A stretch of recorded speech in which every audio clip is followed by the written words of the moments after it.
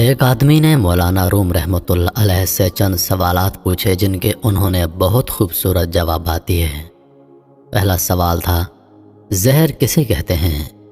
آپ نے جواب دیا، ہر وہ چیز جو ہماری ضرورت سے زیادہ ہو وہ ہمارے لیے زہر ہے، خواہ وہ قوت اور اقتدار ہی کیوں نہ ہو، دولت ہو، بھوک ہو، رعیت ہو، لالچ ہو، سستی اور کاہلی ہو، محبت ہو، عزم و ہمت ہو، نفرت ہو یا کچھ بھی ہو۔ دوسرا سوال تھا، خوف کس شے کا نام ہے؟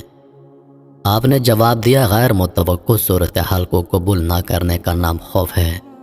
اگر ہم غیر متوقع کو قبول کر لیں تو وہ ایک ایڈونچر، ایک مہم جوئی میں تبدیل ہو جاتی ہے۔ تیسرا سوال تھا کہ حسد کسے کہتے ہیں؟